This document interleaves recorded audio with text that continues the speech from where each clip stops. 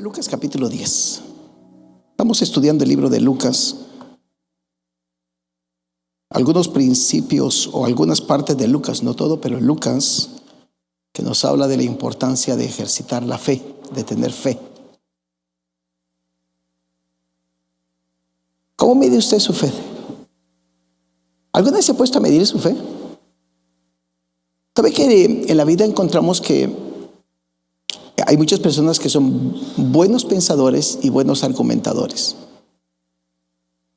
Pero usted los ve hoy y los ve 20 años después y van a estar en el mismo lugar.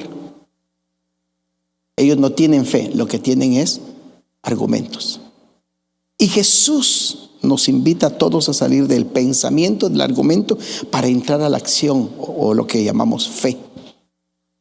Y hoy en el capítulo 10 vamos a ver la dinámica del Señor en enviar a 70 de sus discípulos a evangelizar, más bien a ir y sanar, porque la diferencia al concepto que nosotros usamos como evangelizar es que Jesús, donde envió a sus discípulos, los mandó a que liberaran, a que sanaran, a que transformaran el contexto espiritual, libertando a los hombres para bienestar de ellos. Y si me acompañan en el capítulo 10, verso 1, dice: después de estas cosas, designó el Señor también a otros 70, a quienes envió de dos en dos, delante de él a toda ciudad y lugar a donde él había de ir. Y les decía: la mies a la verdad es mucha, mas los obreros pocos. Por tanto, rogad al Señor de la mies que envíe obreros a su mies. Id, he aquí yo os envío como corderos en medio de lobos. No llevéis bolsa, ni alforja, ni calzado, y a nadie saludéis en el camino. Dejemos hasta ahí para irnos introduciendo por los distintos procesos de esta delegación del Señor.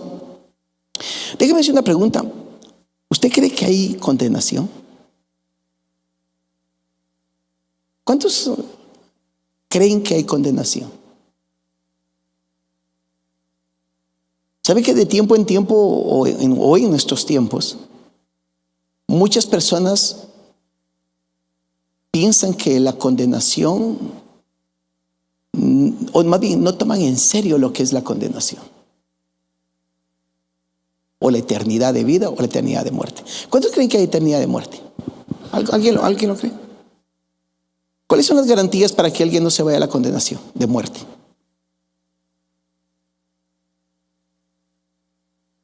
Pregunto porque, yo sé que no me van a responder, porque serían de todo de responder, pero quiero que esta pregunta nos la dejemos en nuestra mente. ¿Habrá condenación de muerte? ¿O todos al final van a entrar al cielo? Porque el universalismo actual es que todos van a entrar. Y lo tremendo es que hasta los creyentes lo manejan. Y se maneja desde la perspectiva de que si alguien es buena persona, pues entonces se va a ir al cielo. Y si alguien se va a ir al cielo porque es buena persona, entonces ¿para qué murió Jesús?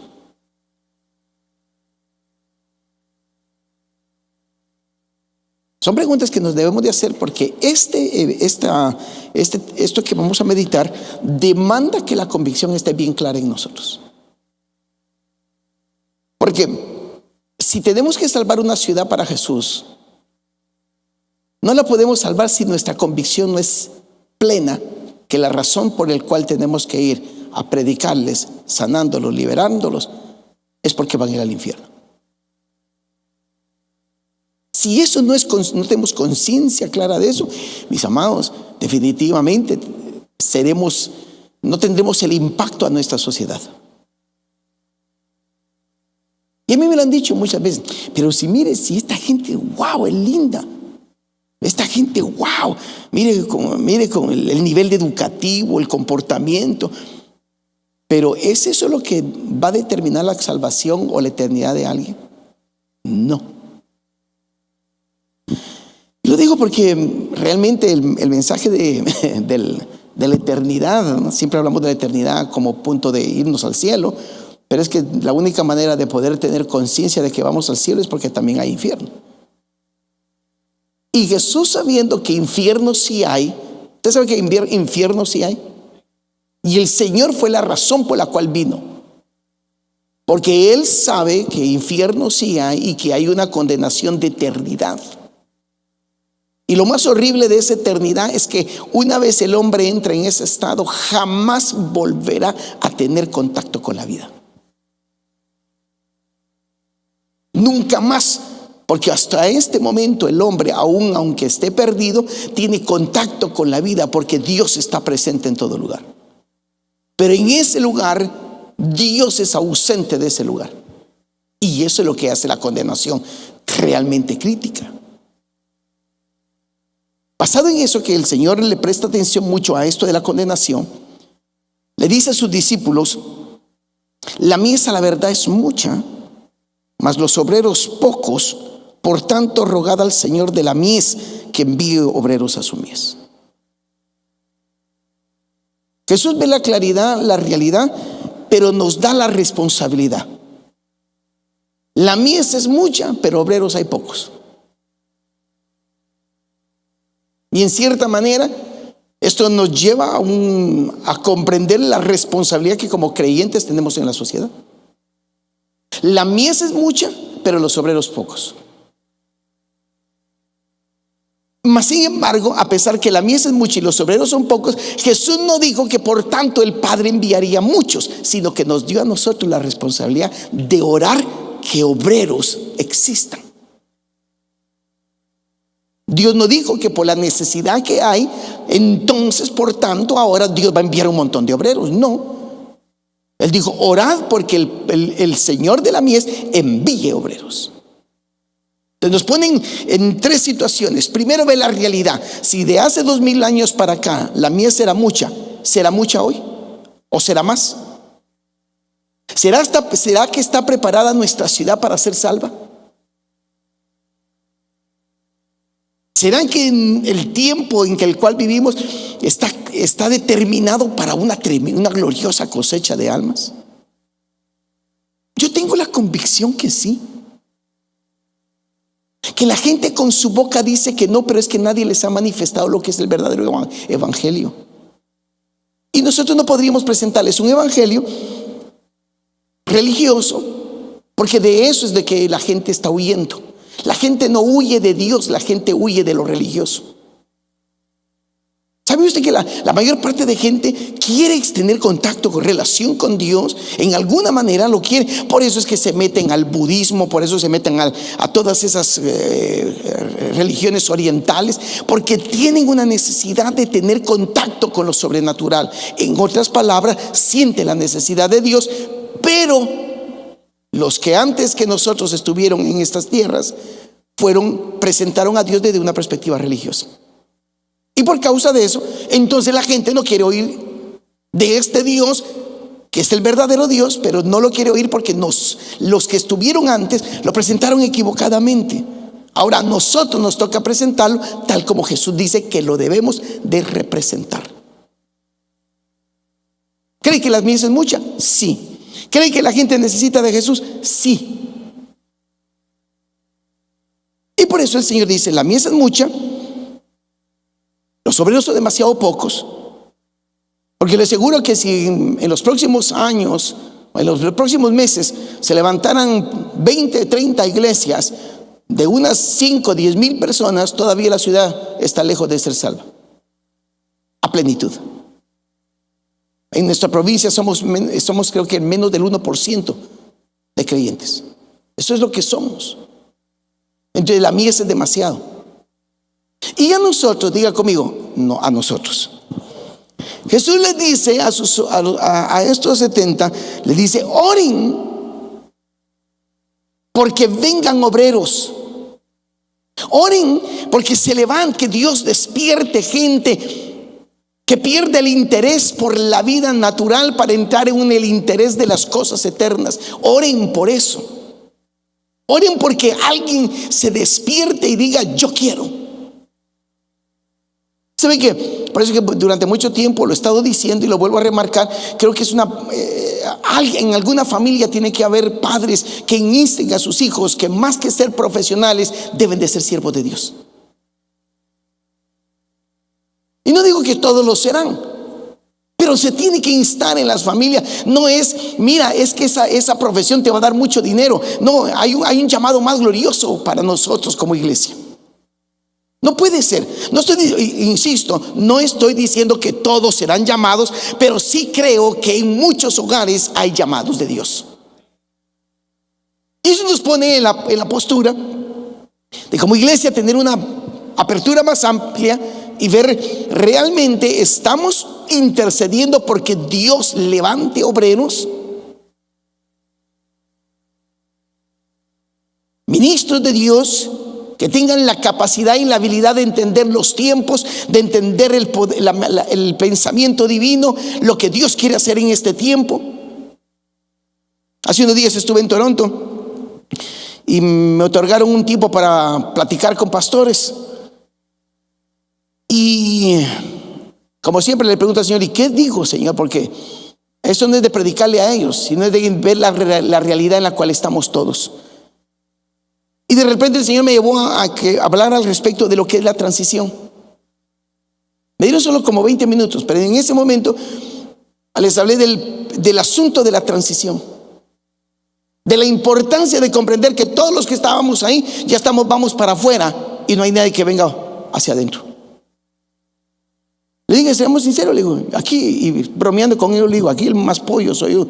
De ahí todos ustedes ya están viejos, le digo. Pero en la realidad, aquí todos ya vamos para afuera. ¿Quién va a tomar nuestro relevo? El asunto es que estamos en una situación que necesitamos orar, porque los que vamos para afuera tenemos muchas cosas gloriosas que Dios nos impartió. Pero los que vienen atrás de nosotros han perdido por causa que se ha ido diluyendo la gloriosa verdad del Evangelio y se ha ido presentando desde una perspectiva más social que de reino. Y les compartí y les decía, tenemos un problema, porque somos responsables para que esa generación que viene atrás no vuelva a tener que reinventar procesos que nosotros tendríamos que haberles enseñado para que ellos no los vivan. Y es una realidad, porque miren, déjeme decir una cosa, usted como padre es responsable que su hijo conozca el verdadero evangelio. No soy yo el responsable, es usted. Yo no soy el responsable. No me lo traiga a la iglesia para que aquí me lo evangelice y aquí, no, usted tiene que modelarle el poderoso evangelio que vivimos, ¿o no? Porque Dios nunca consideró que dentro de la iglesia o en la iglesia o en lo que es esto llamado iglesia, que esto es la congregación, aquí es donde iba a suceder todo. Deuteronomio 6 dijo a los padres, no le dijo a los ministros, le dijo a los padres, esta verdad que yo te digo, estas palabras que yo te he enseñado, se las repetirás a tus hijos en el camino, en la mesa, al levantarte, al acostarte, en todo tiempo le vas a repetir esas palabras. ¿Quién es el responsable de evangelizar a sus hijos? Nosotros. No somos nosotros los ministros. Nosotros somos llamados a transmitir una verdad. Ustedes son llamados a vivir la verdad. Entendamos que si enseño una verdad la tengo que vivir yo también. Pero en medio de eso el Señor Jesús dice, óigame, ¿por qué no toman un tiempo para orar porque se levanten obreros? Y creo que en eso hemos sido muy débiles. En esta ciudad hemos sido muy débiles en orar porque Dios levante obreros y que cambie el entorno de nuestra ciudad, porque gracias a Dios ahorita estamos gozando de una buena economía, gracias a Dios estamos socialmente bastante bien, pero eso no significa que espiritualmente la ciudad esté en bienestar. Nuestra ciudad está en una quiebra, en una bancarrota espiritual. Entonces viene el Señor y nos da las claves. Oremos porque el Padre envíe obreros a la mies. Rogad al Señor de la mies que envíe obreros a su mies. Rafa, this answer your question. ¿Por qué Dios nos manda a nosotros a orar cuando el interés es de Él? Pregúntese. Aquí hacemos esa pregunta. Si el interés es de Él, de salvar a las almas, porque Dios nos pone a nosotros a orar. Yo lo puedo decir sencillamente como esto: es que Dios nunca ha deseado tener hijos irresponsables. Y Dios siempre que haya llamado a un pueblo a una relación, a un pacto, siempre le dio los beneficios, pero dio las responsabilidades del pacto. A los hijos de Israel, ¿cuál era la responsabilidad? Ellos no eran llamados a anunciar el evangelio o a hablar de Dios al mundo. Ellos no tenían que hacer eso no era su responsabilidad. Lo que ellos único que tenían que hacer era asegurarse de guardar la palabra de Dios para que Dios se mantuviera presente en esa nación y que esa nación mantuviera el fuego divino sobre toda la humanidad. Esa es su responsabilidad. A ellos no los mandaron a evangelizar. Mas sin embargo a nosotros cambió todo el panorama. A nosotros nos mandaron a tener un templo como punto de referencia para relacionarnos con Dios, sino que a nosotros nos mandaron a evangelizar al mundo para que el mundo sea salvo, y nos lo dieron a nosotros la responsabilidad. Ahí es donde empieza la importancia de responsabilidad, y que nosotros comprendamos: es mi obligación solicitarle a Dios que levante hombres y mujeres para este tiempo. Es mi responsabilidad. Y cuando uno lo ve de esa manera, obviamente va a tomar una perspectiva distinta. Dios va a tomar una perspectiva distinta también hacia nosotros. ¿Por qué? Porque una vez Dios levanta obreros, mis amados, vamos a empezar a ver cosas maravillosas dentro de nuestra ciudad. Si lo quiere ver. Yo sí lo quiero ver. Yo soy el día que no sea un grupito, sino sean cientos de miles, que el domingo en la mañana se levanten y vayan a las congregaciones de toda la ciudad. No solo a la nuestra, a todas las congregaciones. Y que puedan conocer al Cristo que nosotros conocemos. Eso va a ser lo más glorioso que puede haber. ¿Se puede imaginar cuando el metro esté lleno de creyentes el domingo de la mañana? Hoy anda vacío y regresando todos los que vienen medio borrachos de la fiesta. Pero va a llegar el día, y hágalo bien, tiene que llegar ese día, porque para eso llegamos a esta ciudad. Pero viene el asunto, y viene el Señor, dice: id, he aquí, os envío como corderos en medio de lobos. Otra verdad. Ya estamos en medio. ¿Cuántos son creyentes aquí? Ya todos entregaron su corazón a Jesús. Jesús nos envía a todos y nos dice: ahora vayan. Pero el asunto es que ustedes son corderos y aquellos son lobos. Ahora, ¿cómo puede sostenerse? Porque un lobo, un cordero, no se puede sostener ante un lobo. Imposible. Por eso es que Dios no nos dejó esta gloriosa tarea a responsabilidad plena nuestra, sino que nos dio al Espíritu Santo para que Él nos ayude con la responsabilidad. Él sí sabe protegernos de los lobos. Él sí sabe protegernos de los demonios. Él sí sabe protegernos del infierno. Yo ese año le preguntaba al Señor esto, entre mis argumentos con Él o mis pláticas con Él. Por ahí estaba sentado. Le digo: Señor, pero esta guerra está injusta, porque mi enemigo sí me puede ver a mí y yo no lo puedo ver a él. ¿No se ha puesto a pensar? Que cuando usted se pone a orar en una guerra espiritual, usted está tirando balas por todos lados. Y usted tiene que confiar de que Dios, como dice la Escritura, nuestras almas en Dios son poderosas y no carnales. De alguna manera el Espíritu Santo está utilizando todas nuestras oraciones para pegar en el blanco y para destruir toda fuerza del enemigo. Y le puedo asegurar una cosa: que nunca los lobos van a poder destruir a los corderos de Dios. Nunca. No nos van a poder destruir, porque Dios se anticipó. Ninguna arma forjada contra ti prevalecerá, ninguna lengua que se levante contra ti en juicio prevalecerá. Él mismo dijo: ninguna fuerza del enemigo o del maligno podrá contra ti.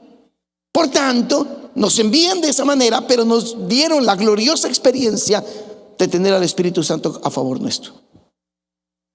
Y dice: no llevéis bolsa, ni alforja, ni calzado, y a nadie saludéis por el camino. Esto es interesante porque nos mandan a hacer una tremenda obra, pero nos dicen: no lleven dinero. Y le quiero decir algo: a lo que Dios te envíe, a lo que Dios te llame, no te preocupes, nunca te preocupes ¿cómo se va a pagar? Yo siempre he creído, el que llama paga. ¿O no es cierto? Esta ha sido mi imagen que he usado en mi fe.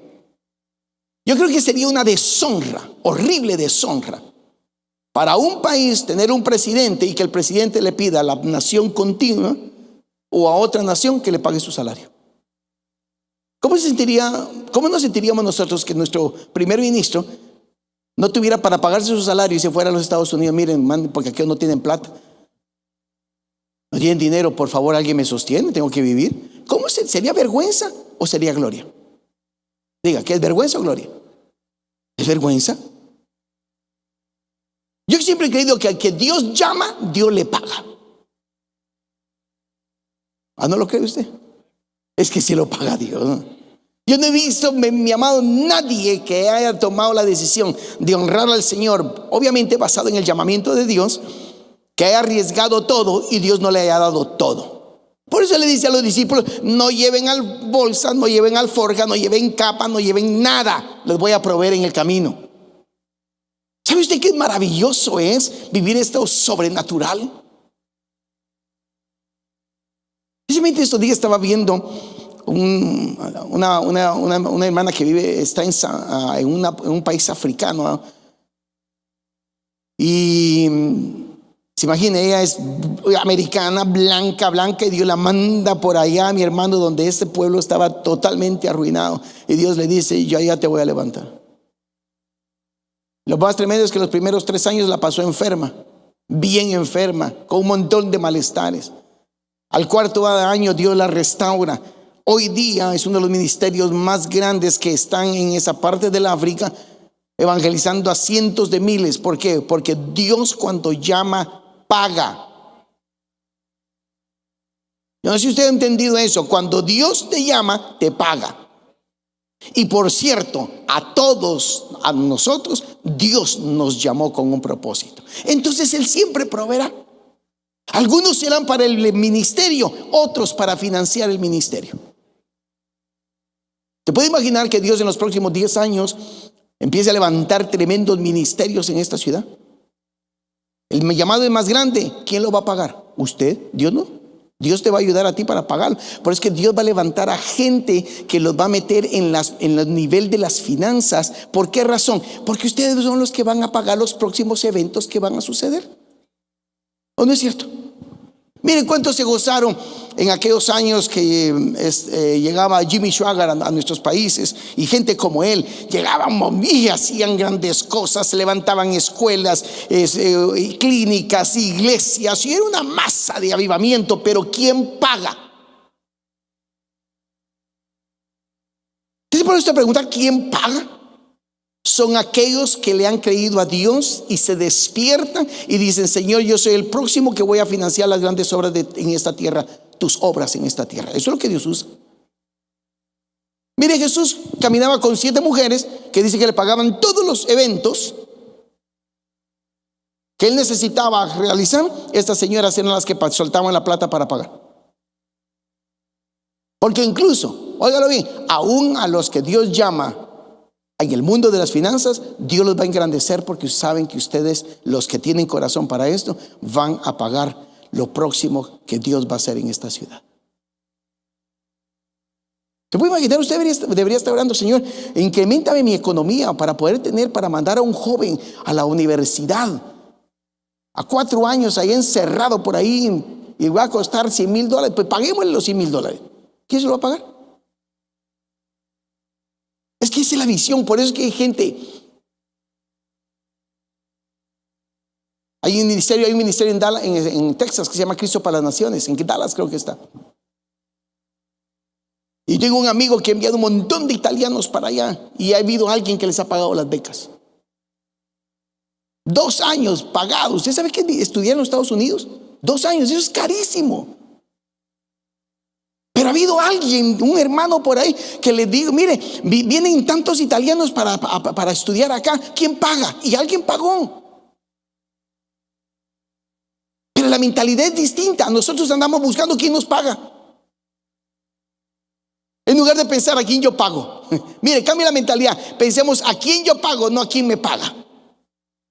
porque eso te va a engrandecer. ¿Está conmigo? Porque no todos vamos a ser obreros de ministerio, pero sí todos vamos a ser obreros en alguna área en la que Dios nos envíe, ¿o no? Ay, Dios está levantando médicos para esto. Hace pocos días estuvimos en Nicaragua y me contaba el pastor Mario Espinosa que hay una comitiva como de 30 oftalmólogos a hacer operaciones de los ojos allá, creyentes. ¿Quién irá? Ellos están yendo, y a raíz de eso muchos se convierten. Dios tiene muchas maneras de obrar.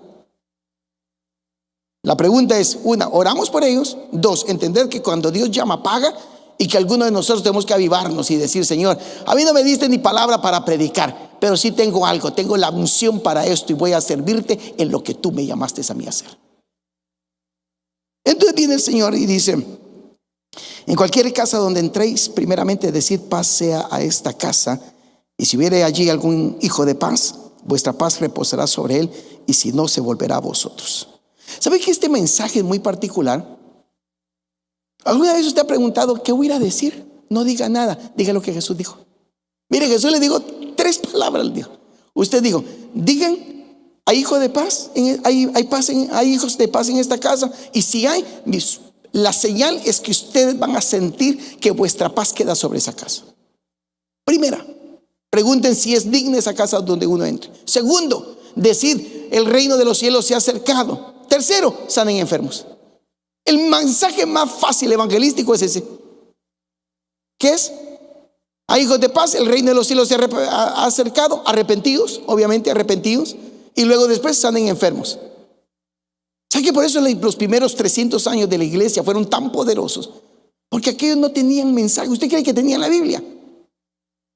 Yo me puedo imaginar esa iglesia de los primeros 300 años. Salieron con el mensaje y no llevaban esto. Eso no existía. No lo tenían. Ellos no tenían punto de referencia de poner: Señor, ¿qué quieres que yo predique? Señor, dime. No, porque eso no existía. Ahora, ¿cómo Dios se manejó este asunto? Por más de 300 años, la iglesia sin la palabra escrita pudo caminar en tal autoridad. Porque hay algo que está escrito, pero usted y yo no lo hemos vivido a la dimensión que Dios quiere. Él dijo en esta gracia: y yo les daré corazón de carne, y pondré mis leyes en su corazón. Y ninguno preguntará a otro: ¿conoces al Señor? Porque todos me conocerán a mí. Entonces aquellos salían, y como Jesús dijo, mire, obviamente, mire la dimensión de fe que tenían estos. Jesús simplemente les dijo: ustedes vayan y yo los voy a respaldar. Y no propongan decir nada, yo les voy a dar que hable. Y aquí es bien obedientes, no como nosotros, ¿verdad? Que nosotros pedimos que el cielo se nos abra, que si llueve, parecemos Gedeón, que queremos que Dios nos haga un montón de señales en el cielo, para que entonces, esta es tu voluntad. Aquellos no, ahí van. No era la pregunta: Señor, ¿a quién oro? Oren por todos.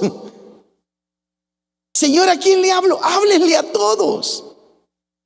Y Señor, ¿y qué les digo? Simplemente arrepiéntanse, que el reino de los cielos ha llegado, y sánenlos. Punto.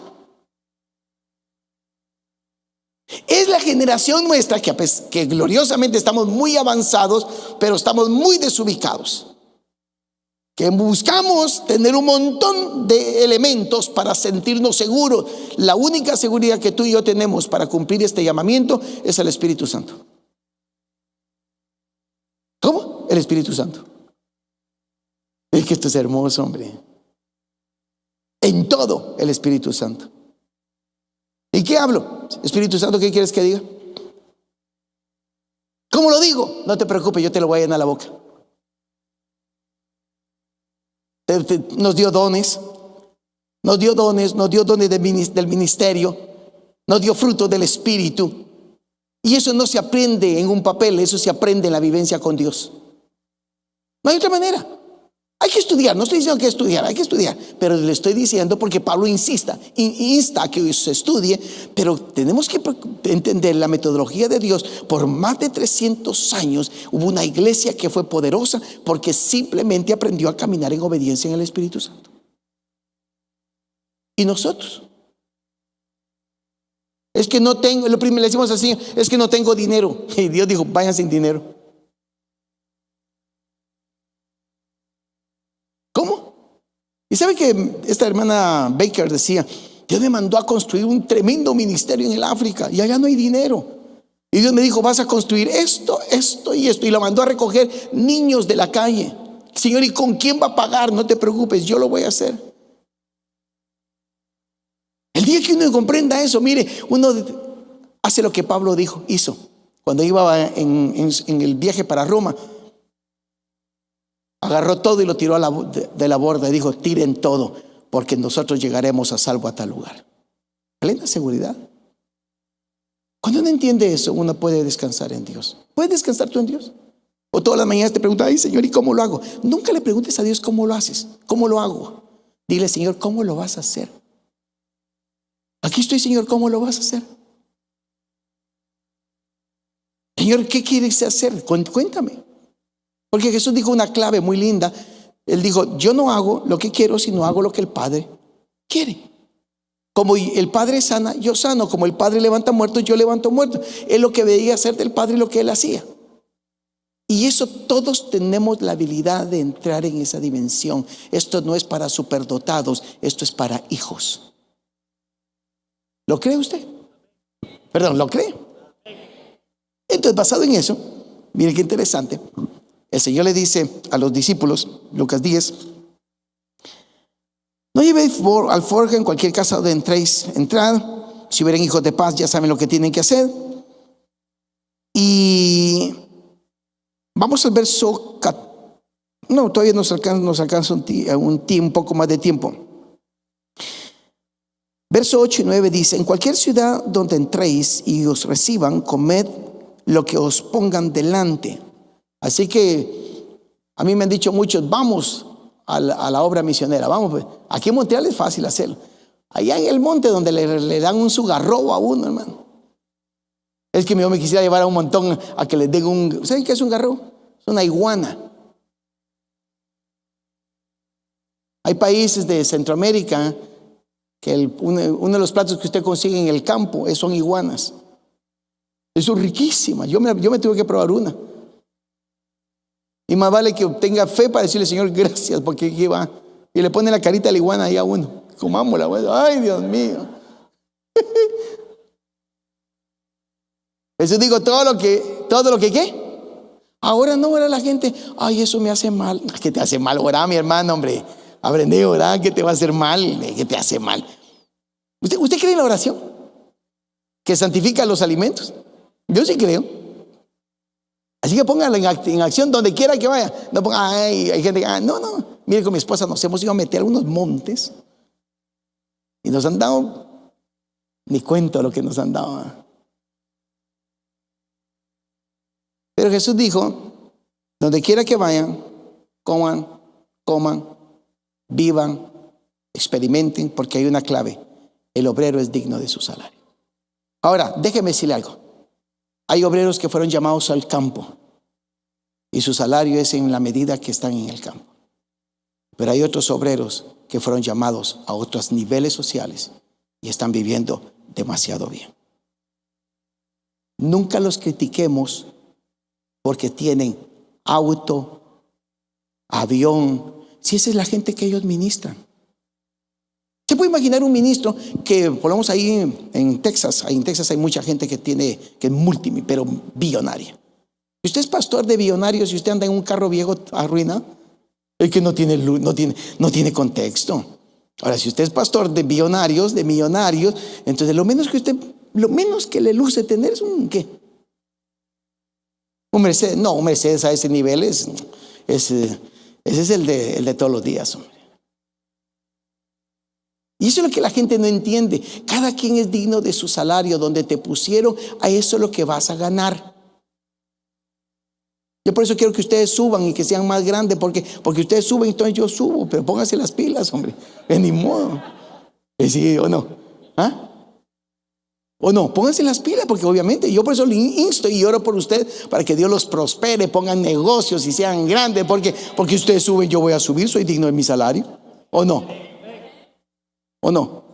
Si usted se queda ganando 15 pesos la hora, 15 dólares la hora, entonces mi salario va a ser mal, hombre. Es que simplemente es así. Jesús dijo, el obrero es digno ¿de qué? Mire, yo hace muchos años me recuerdo que alguien me dijo, sí, pero allá en mi país los pastores son pobres. Pero es que están allá, yo estoy aquí. Es que es normal, ¿o no es cierto? ¿Sí o no? Y por cierto que, otro tema, el obrero es digno de su salario. Diga conmigo, el obrero es digno de su salario. Y si tú crees en eso, a lo que Dios te manda a hacer, digno de tu salario, en cualquier área. Así que viene el Señor Jesús, dice el verso 9, y sanad a los enfermos que en ella haya, y decirles se ha acercado a vosotros el reino de Dios. ¿Qué es lo que tenemos que hacer? Es sencillo. Y por favor, yo no sé quién enseñó que solo se puede sanar por los que aceptan a Jesús. Yo no sé quién enseñó eso, que hay gente que lo tiene. No, usted no condiciona a la gente, jamás condiciona. Si aceptas a Jesús, yo sano por ti para que tengas el milagro. Jesús, el 90 y algo % de la gente que él sanó no le pidió que lo siguiera. ¿Saben ustedes? El demoniado gadareno lo libertó y él quiso ir con él y dijo, no, andate allá, anda a contar lo que Dios hizo contigo.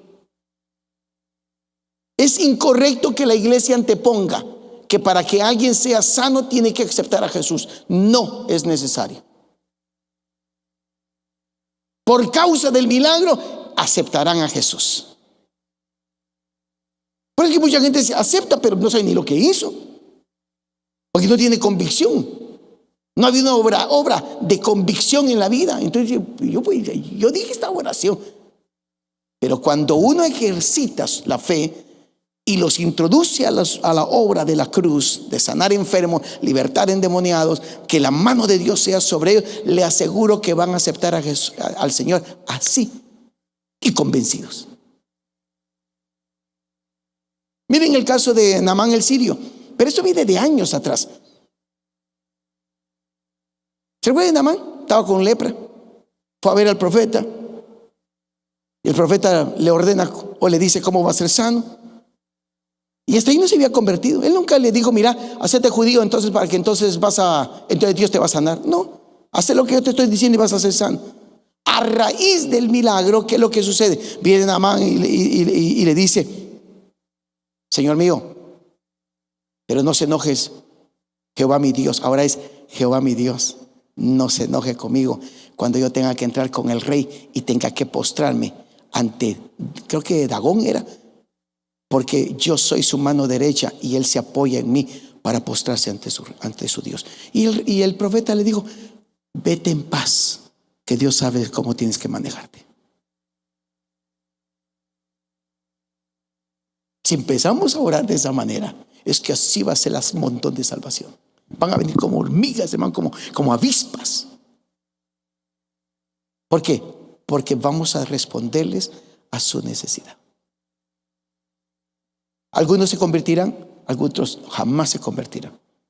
¿Por qué? Porque al final esto es una obra del Espíritu Santo, no es nuestra. Pero Jesús dijo, vayan y háganlo, sánenlo.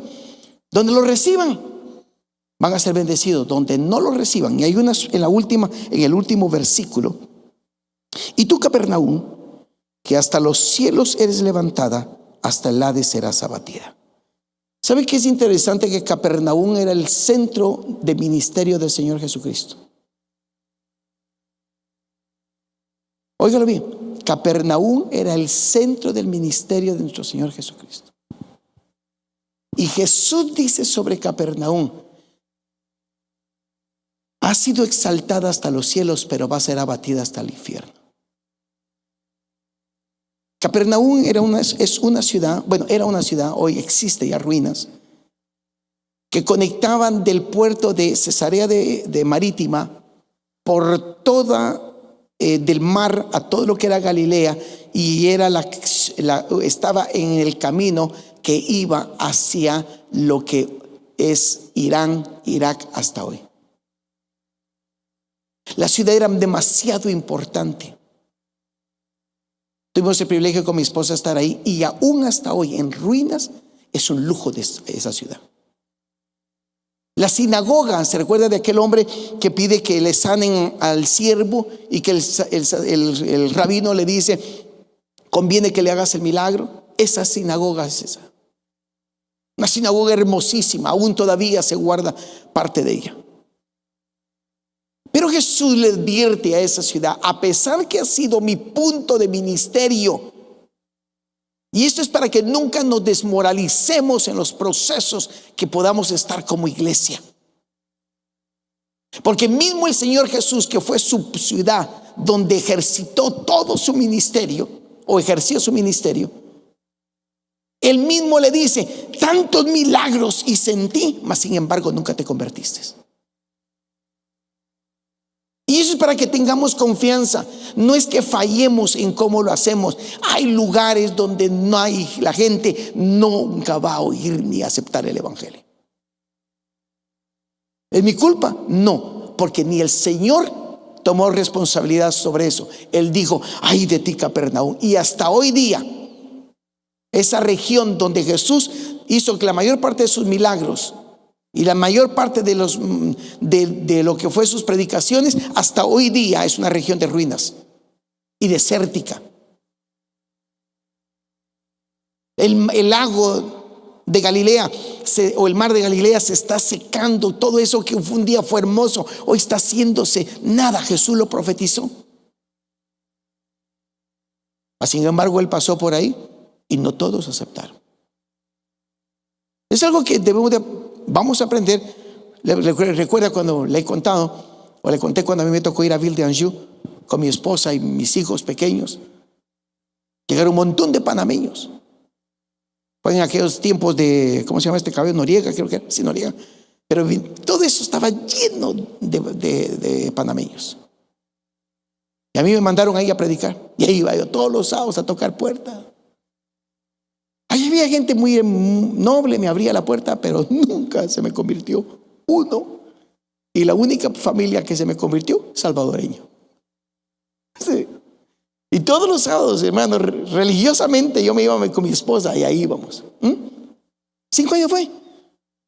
Como 5 años, dice mi esposa. Y ahí está. Y les hablaba, mire, pasé 5 años predicándole y no se me convirtió uno.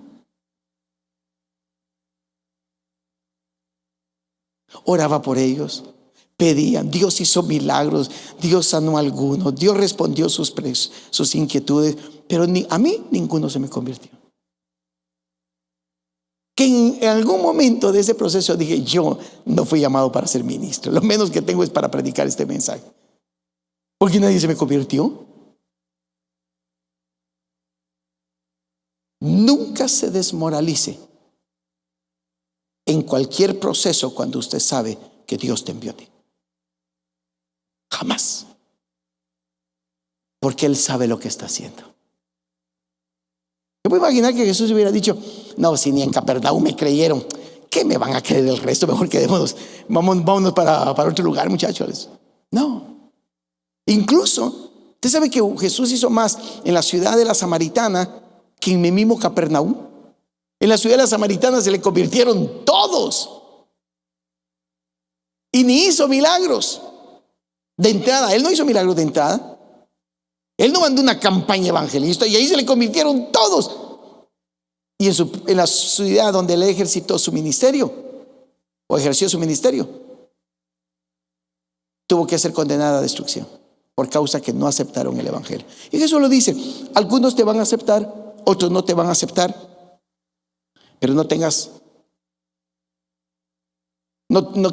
cargues tu espíritu sobre esas cosas, porque eso depende de Dios, no depende de nosotros. Usted sabe que yo estoy creyendo que esta ciudad verá un mover de Dios glorioso. No sé por qué lo tengo profundo en mi espíritu, pero por años hemos visto pura oscuridad y empezamos a ver una pequeña luz allá en el horizonte. Y cuando eso se acerque aún más, vamos a ver cambios gloriosos espiritualmente en nuestra ciudad. ¿Cuántos años se tiene que hacer? No lo sabemos. Pero Jesús dijo algo: ustedes cosecharán lo que no sembraron. Y si a nosotros nos toca sembrar, pues sembremos bien, para que los que vengan después cosechen en gran manera. Porque unos siembran en el reino y otros cosechan. Y hay una cosa que es incómoda, pero Jesús la dijo así: hay unos que entran a la primera hora a trabajar y les van a pagar el mismo denario. Y hay otros que van a ir a la última hora, hermano, y les van a dar el mismo denario. ¿Usted no le parece que es interesante? Es interesante. Mire, yo conozco gente que le ha pasado toda la vida orando, pero son oradores increíbles. Y ahí está orando. Viene otro que medio ha orado y Dios lo unge, lo levanta y lo empieza a usar poderosamente. Y usted dice: pero ¿cómo está la cosa? Porque al final esto es voluntad de Dios, no es nuestra. Es Dios el que llama, es Dios el que establece, es Dios el que pone. Y nosotros tenemos que simplemente ser fieles a nuestro tiempo y nuestro llamado. Si nos toca sembrar, sembremos bien. Si nos toca cosechar, es tiempo que nos movamos. Y que déjeme decirle algo, viendo un poquito de la historia de nuestra ciudad, aquí hay una cosecha que nunca se ha cosechado. ¿Sabía usted por qué razón existe la cruz de Monroyal? ¿Alguna vez ha pensado por qué existe esa cruz? El otro día en un seminario aquí en la ciudad de Montreal nos estaban compartiendo la razón. Hace muchos años, hablamos allá por 1600, 1700, por ahí, había llovido demasiado y el río San Laurent estaba inundando la ciudad de Montreal. Y se me escapa ahorita el nombre del alcalde creo que fue del entonces, que le dijo a Dios: si tú detienes la inundación, yo te prometo que levantaré una cruz sobre ese monte. Ahí hay un pacto divino y Dios detuvo la inundación. Muchos de los que conquistaron esta provincia no eran franceses católicos, eran franceses protestantes. Ahora, ¿usted sabe lo que nos toca a nosotros cosechar? Es que es que hay una promesa que Dios les dijo a ellos cuando ellos vinieron a esta tierra, que todavía no se ha cumplido. Y no es posible, creo que así es. Dios nos está llamando para que nosotros encendamos el fuego del avivamiento que Dios empezó hace siglos allá atrás. Incluso en un estudio que se hizo, se encontró que en el norte del Quebec hay ciudades que fueron protestantes, proféticos, gente que se movía proféticamente hace siglos, que se instalaron en esas regiones. Y ahí está. Aquí hay una cosecha que no se ha cosechado y puede hacer que nosotros la aprovechemos. Hay mucho que hacer. Y por eso le conté, ayer hablé con la organizadora. En el 2020, en agosto, más de 25 naciones de Latinoamérica nos vamos a reunir en esta ciudad. Van a venir ministros de muchos lugares, porque Dios les dio el mandato de venir a orar por Montreal, por causa de lo que Dios va a hacer en esta ciudad. Dios está haciendo algo. Es maravilloso. A raíz de eso, estamos listos. Es que hay que estar listos. Es que esto se va a volver hermoso, hermano. Mire, esto se va a volver glorioso. Y empiece a orarle al Señor. Los que me miran por cámara, por favor, oren porque sus hijos, más allá de que sean profesionales, que lo sean, que sean ministros del Evangelio. Por favor, oren por eso. Esta ciudad no necesita un ingeniero más. Esta ciudad o esta nación no necesita un médico más. Esta ciudad no necesita cualquier otra profesión más. Esta nación lo que necesita son hombres y mujeres de Dios llamados por Él para ocupar esta gloriosa vocación de anunciar el Evangelio. Eso es lo que necesita. Yo no sé si usted lo ve, es que esta ciudad no necesita más profesionales. Sí, es lo que más le viene. Y más con los últimos cambios migratorios. Ahora hay más selección. Ahora la gente que están permitiendo que entre, casi todos son profesionales. Pero lo que no tiene la nación son ministros del evangelio. ¿Seremos fieles a esto? Se lo dejo en sus manos. Es nuestra responsabilidad orar porque Dios traiga cambios a esta ciudad. Es nuestra responsabilidad hablarle a la gente de Jesús. Es nuestra responsabilidad sanarlos. Es nuestra responsabilidad liberarlos. Es nuestra responsabilidad. Diga conmigo, es nuestra responsabilidad. No es de nadie más, es de nosotros. Es de nosotros que nuestros hijos los instemos para que sean ministros. Es de nosotros la responsabilidad. Es de nosotros. Y déjeme decirle algo. Yo siempre uso como referencia porque hay una razón. Para que alguien sea grande siempre hay una razón, no es por casualidad. Hay una razón por la cual la nación continúa a nosotros. Al sur es tan grande. Porque hay una iglesia que desmedidamente ha invertido por ganar al mundo. ¿Sabía usted eso? Hay una iglesia en el sur que desmedidamente ha invertido por ganar al mundo. Producen los músicos más excelentes para Dios. Tienen los templos más excelentes para Dios. Tienen los ministros más preparados para Dios. Dígame si Dios no va a hacer maravillas con gente así. Claro. Pues a nosotros también nos toca lo mismo. Producir lo mejor, lo más glorioso, lo más excelente para Dios. Y salir de nuestro entorno social. Usted sabe que esta sociedad, especialmente Quebec, es muy hermosa la provincia, pero tiene una mentalidad que todo lo ve pequeño y todo lo grande lo asusta. Pues llegó la iglesia con un mensaje de un Dios, del Dios verdadero, que es grande. Por eso es que tenemos que hacer las cosas con wow. ¿Cómo? Wow.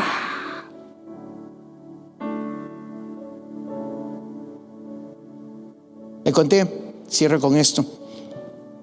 Hace unos días estuve en Toronto y un movimiento que se llama líderes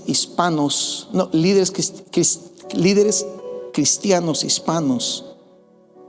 Es una organización, algo así es el nombre, una organización en Estados Unidos que está dispuesta a invertir millones de dólares en jóvenes hispanos para prepararlos académicamente, espiritualmente, para que ocupen lugares de gobierno. Y yo dije, wow, es que tenemos que soñar más grande. Es que tenemos que soñar más grande. Tenemos que invertir en nuestros hijos el evangelio. ¿Te puede imaginar? Y él dijo algo muy lindo: no estamos promoviendo un partido político. Queremos que nuestros jóvenes cristianos estén en todos los partidos políticos. Porque si los metemos en uno solo, desbalanceamos el asunto. Que estén en los dos o los tres. Hay refuerzo que está viniendo de todos lados. ¿Saben cómo lo veo yo? Como en los días de Nehemías y Esdras. Llegó Nehemías, llegó Esdras, llegó Zorobabel, llegó Josué el sumo sacerdote, llegó Ageo el profeta, Malaquías, Zacarías, y llegaron todos a edificar a Israel.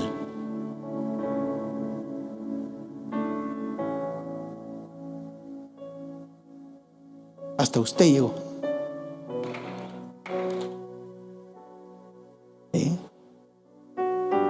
Es que Dios nos está trayendo refuerzo. Lo único que nos queda ante esto es emocionarnos. Por favor, emociones. Active su fe, apasionese, ve a Dios, que Dios está haciendo algo.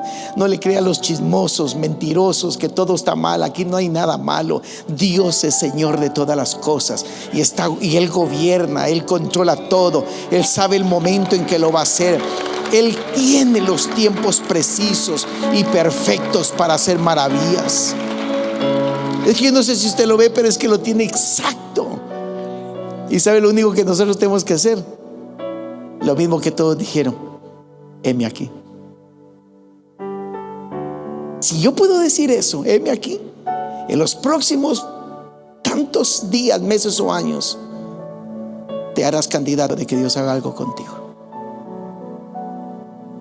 Y por favor, léase Ezequiel capítulo 16, si no estoy mal, y aplíqueselo. Dios habla de la iglesia de Israel y le dice: cuando yo te encontré en el camino, cuando te habían apenas dado a luz, pero te dejaron tirada en el suelo y te declararon muerta, pero yo te dijo: vive, y te lavé de tus sangres y te hice crecer para que te hicieras hermosa. Lea eso, el capítulo es glorioso. Y te hice crecer para que fueras hermosa. Lo único que el final de esa historia es un poco triste, porque dice el Señor a Israel: pero al final, cuando te hice hermosa, te entregaste a tus amantes y no a mí.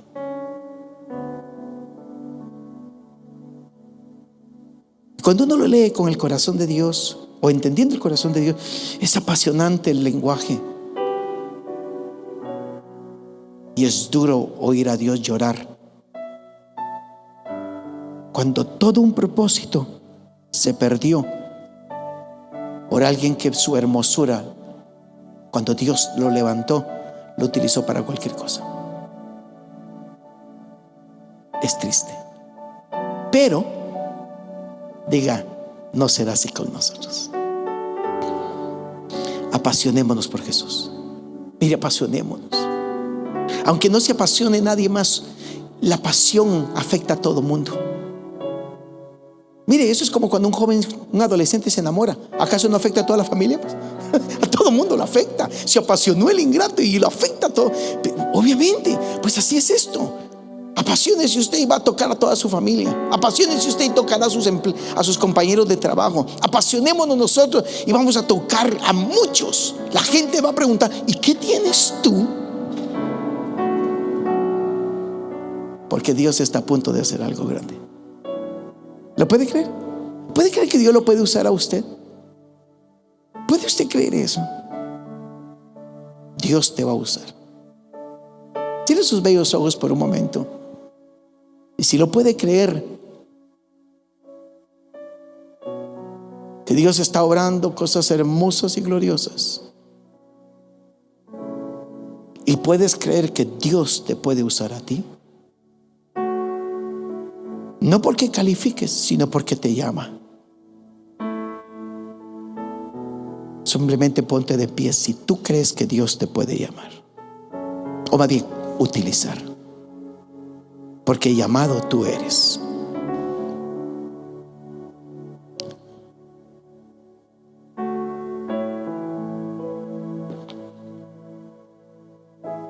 Y diga conmigo: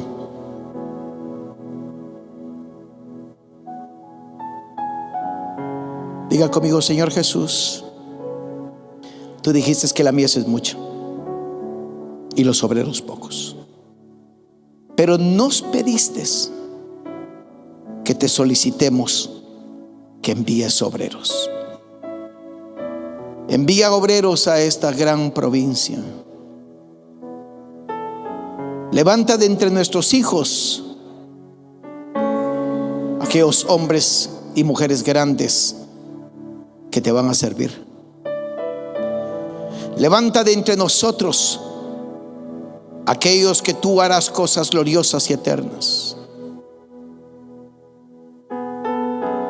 Cambia el curso de esta provincia y trae de lejos aquellos que van a edificar junto con nosotros esta nación.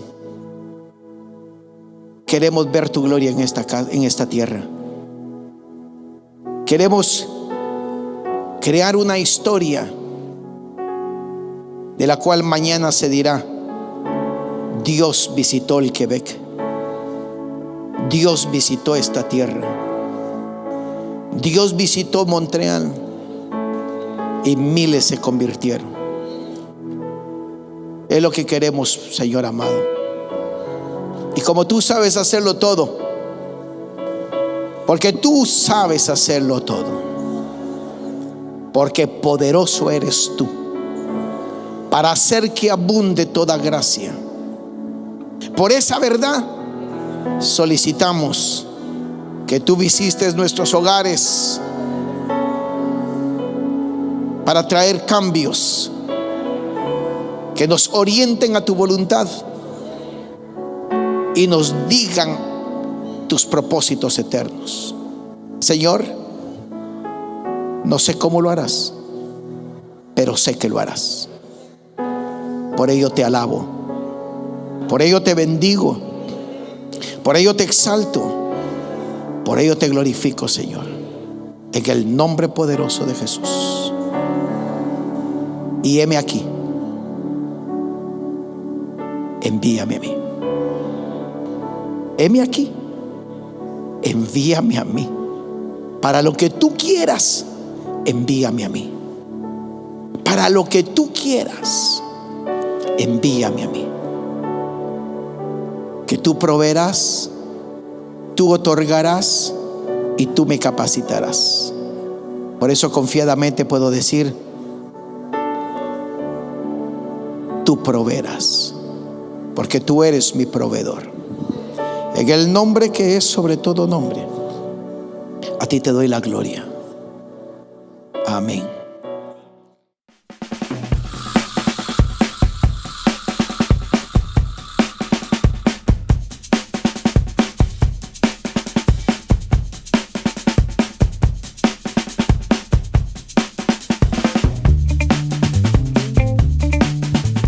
Gracias por sintonizar Ministerio Restauración.